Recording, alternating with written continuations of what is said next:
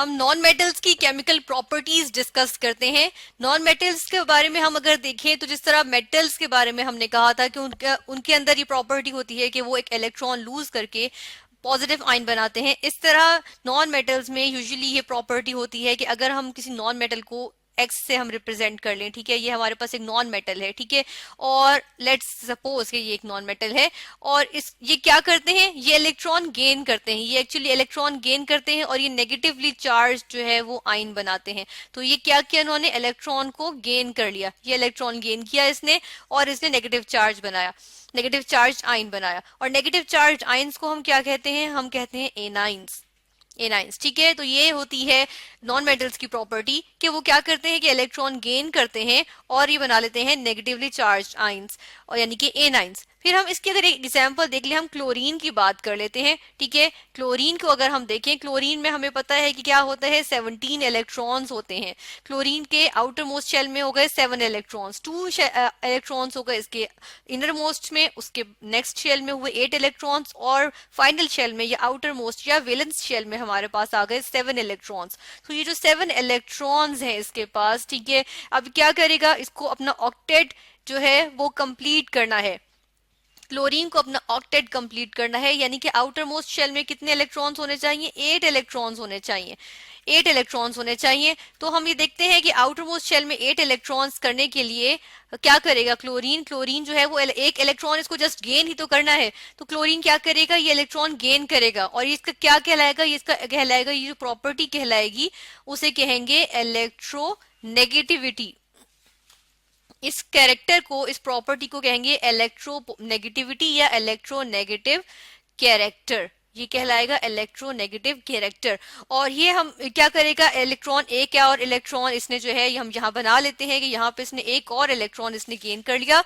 अब हमारे पास कितने हो गए, 1 2 3 4 5 6 7 8, यानी कि 8 इलेक्ट्रॉन्स हो गए, 8 इलेक्ट्रॉन्स हो गए। तो 8 इलेक्ट्रॉन्स अब इसके पास हो गए और अब इसकी आउटर मोस्ट सॉरी अब इसकी इलेक्ट्रॉनिक कन्फिग्रेशन क्या हो गई, इसकी इलेक्ट्रॉनिक कन्फिग्रेशन आर्गॉन की इलेक्ट्रॉनिक कन्फिग्रेशन की तरह हो गई। जो इलेक्ट्रॉनिक कन्फिग्रेशन आर्गॉन की थी इसकी भी वही हो गई, लेकिन चूंकि इसका जो है वो एटॉमिक नंबर वही रहेगा, यानी कि इसके न्यूक्लियस में प्रोटॉन्स कितने हैं, 17 प्रोटॉन्स थे, तो 17 के 17 प्रोटॉन्स ही हैं फिलहाल इसके अंदर। तो जब तक इसके न्यूक्लियस की जो है वो प्रॉपर्टी नहीं बदलेगी, यानी कि इसके एटॉमिक नंबर नहीं बदलेगा, तो ये जो है ये क्लोरीन ही रहेगा। लेकिन अब ये क्या बन गया, ये क्लोराइड आयन बन गया, हमारे पास आ गया क्लोराइड आयन, ठीक है। फिर अगर हम इसकी मजीद प्रॉपर्टीज अगर देखें तो हमने जिस तरह मेटल्स की बात की थी कि मेटल्स जो है वो आयनिक कंपाउंड्स बनाते हैं, किस तरह, नॉन मेटल्स के साथ रिएक्ट करके। इसी तरह नॉन मेटल्स डेफिनेटली, फिर हम ये भी कहा जा सकता है कि नॉन मेटल्स ने मेटल्स के साथ रिएक्ट किया और क्या बनाए, आयनिक कंपाउंड्स। क्योंकि नॉन मेटल ने क्या किया, मेटल ने क्या किया, मेटल ने जो है वो इलेक्ट्रॉन को लूज किया, ठीक है, ये इलेक्ट्रॉन लूज हुआ और नॉन मेटल ने क्या किया, इस इलेक्ट्रॉन को गेन कर लिया। और हमने क्या कहा था कि इलेक्ट्रॉन को गेन और लूज करने वाले जो है वो, अगर एक एटम लूज कर रहा है और एक एटम उसी को गेन कर रहा है, उस इलेक्ट्रॉन को, एक एटम जो है वो इलेक्ट्रॉन लूज कर रहा है और दूसरा एटम उस इलेक्ट्रॉन को गेन कर रहा है, तो वो बना लेंगे आयोनिक कंपाउंड, या उनके दरमियान जो बॉन्ड बनेगा उसको कहेंगे आयनिक बॉन्ड। तो ये हमारे पास आ गया आयनिक कंपाउंड, यानी कि नॉन मेटल्स क्या करते हैं, मेटल्स के साथ रिएक्ट करके बना लेते हैं आयनिक कंपाउंड्स। इसी तरह नॉन मेटल्स जो है वो मजीद जो है वो प्रॉपर्टीज शो करते हैं। अगर हम यहाँ पे एक सेटअप हमें नजर आ रहा है, ये एक लेबोरेटरी सेटअप है कि लैब्स में हम जो है वो रिएक्शन करते हैं नाइट्रोजन गैस प्रोड्यूस करने के लिए। तो हम ये देख रहे हैं कि नाइट्रोजन गैस, जब ये एरोज हमें शो कर रहे हैं कि नाइट्रोजन गैस यहाँ गई और वाटर में से बबल होके नाइट्रोजन गैस ऊपर आ गई हमारे पास, यानी कि सिलेंडर में ऊपर कलेक्ट हो गई है गैस हमारे पास। तो ये हमारे पास क्या प्रॉपर्टी शो कर रही है कि जो नॉन मेटल्स होते हैं हमारे पास, नॉन मेटल्स जो होते हैं वो वाटर में सॉल्युबल, वो वाटर के अंदर उनको जो अगर डाला जाए वाटर में, ठीक है, तो वो सॉल्युबल नहीं होते, ठीक है, वाटर में सॉल्युबल नहीं होते। इसी तरह अगर इसके हम जो है वो बिल्कुल डेली लाइफ से अगर हम इसी एग्जांपल लें, तो हम अगर पेंसिल लें, ठीक है, हमने ये पेंसिल, हमारे पास आम सी पेंसिल जो हम घरों में यूज करते हैं, हम स्कूल में यूज करते हैं, हम डिफरेंट, तो हम देखते हैं कि अगर इस पेंसिल के सिक्के को, ये इसका सिक्का जो है, इसको अगर हम वाटर में डालें तो क्या ये डिजोल्व हो जाएगा, नहीं, इसके अंदर डिजोल्व नहीं होगा। क्यों नहीं होगा, क्योंकि सिक्का जो है वो ग्रेफाइट होता है। ग्रेफाइट क्या चीज होती है, ग्रेफाइट जो होती है वो कार्बन की एक फॉर्म होती है, कार्बन की डिफरेंट फॉर्म्स होती है ना, जैसे कोयला भी कार्बन की फॉर्म होती है, इस तरह ग्रेफाइट जो है वो भी सी फॉर कार्बन, कार्बन की जो है वो एक फॉर्म होती है। और कार्बन हमारे पास नॉन मेटल है, तो जो है वो वाटर में डिजोल्व यानी पेंसिल वाटर में डिसॉल्व नहीं होगी। ठीक है, फिर हम ये देखते हैं कि हमारे पास जो ये नॉन मेटल्स होते हैं ये नॉन मेटल्स से भी रिएक्ट करते हैं, यानी कि जिस तरह नाइट्रोजन है तो नाइट्रोजन हमारे पास गैस की फॉर्म में होती है, N2 गैस की फॉर्म में।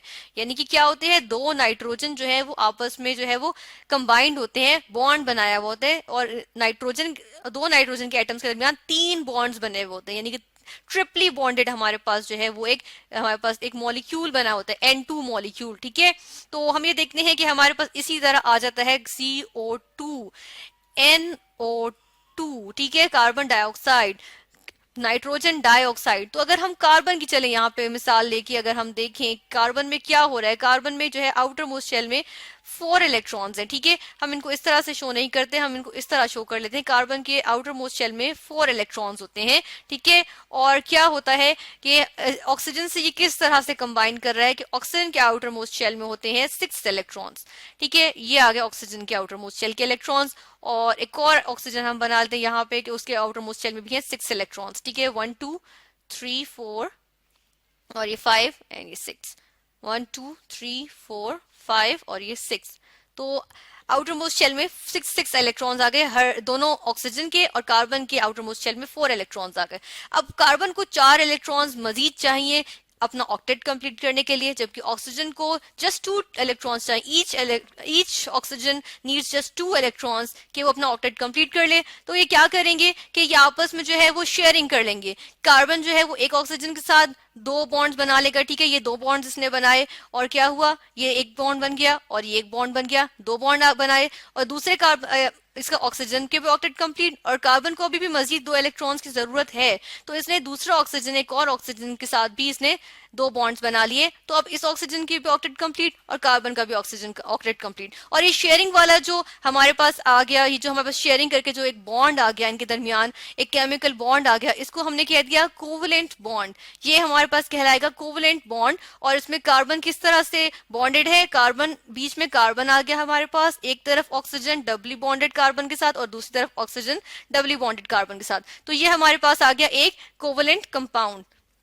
फिर अगर हम बात करें कि नॉन मेटल्स क्या, जिस तरह मेटल्स हमारे पास जो है वो एसिड से रिएक्ट कर जाती हैं, तो क्या नॉन मेटल्स एसिड से रिएक्ट करती हैं? तो इसका जवाब होगा कि नहीं, नॉन मेटल्स जो हैं वो एसिड से रिएक्ट नहीं कर सकती, इसलिए क्योंकि एसिड्स के पास जो है, एसिड्स जो है वो इलेक्ट्रॉन्स जो है उनको भी उसके एसिड्स जो होते हैं वो भी जो है नॉन मेटल्स से बने होते हैं, और नॉन मेटल्स को क्या होता है, इलेक्ट्रॉन की जरूरत है, क्योंकि एक नॉन मेटल जो खुद ही एक नॉन मेटल एलिमेंट होगा उसको भी इलेक्ट्रॉन की जरूरत है। तो क्या इनके दरमियान रिएक्शन होगा? नहीं, इसलिए क्योंकि ये दोनों के जो टारगेट है, यानी कि दोनों जो है वो इलेक्ट्रॉन गेन करना चाहते हैं, तो इसलिए इनके दरमियान रिएक्शन भी नहीं होगा।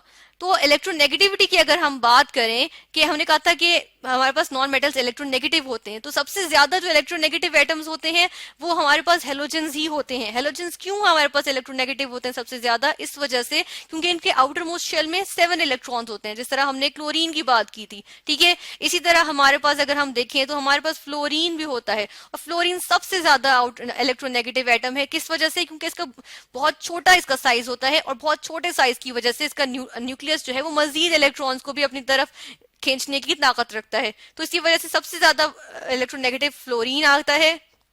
फिर हमारे पास ऑक्सीजन आता है, ऑक्सीजन की इलेक्ट्रोनेगेटिविटी उसके बाद होती है। फिर उसके बाद अगर हम देखें उससे कम जो होती है वो क्लोरीन की होती है। क्लोरीन की ऑक्सीजन से कम इस वजह से होती है क्योंकि क्लोरीन का जो एटम है वो जो है वो थोड़ा सा लार्ज होता है, जिसकी वजह से इसकी कम होती है, थोड़ी सी कंपैरेटिवली कम होती है। फिर हम देखें तो हमारे पास आ जाती है नाइट्रोजन की, और ये हमारे पास पीरियोडिक ट्रेंड होता है। किस चीज का? हमारे पास है ये इलेक्ट्रोनेगेटिविटी का पीरियोडिक ट्रेंड। और फिर हमारे पास ब्रोमीन आ गई। ठीक है, तो ये है कि ज्यादातर हमें इसमें क्या नजर आती है, हमें हेलोजेंस नजर आती है। फ्लोरीन, क्लोरीन, ब्रोमीन, ये हेलोजेंस हैं, यानी कि ग्रुप 7A के जो एलिमेंट्स होते हैं, जो हेलोजेंस, ये हमें जो है वो इलेक्ट्रोनेगेटिव एलिमेंट्स में नजर आती हैं, क्योंकि इनको जस्ट एक इलेक्ट्रॉन चाहिए होता है, तो ये जल्द अज जल्द जो है वो एक इलेक्ट्रॉन गेन करके नेगेटिवली चार्ज आयन बनाती हैं, तो ये इनका होता है इलेक्ट्रोनेगेटिव कैरेक्टर। तो हमने आज देखा कि इलेक्ट्रोनेगेटिविटी हमारे पास मेन कैरेक्टर आ जाता है नॉन मेटल्स का, और हमने कुछ केमिकल प्रॉपर्टीज देखी नॉन मेटल्स की।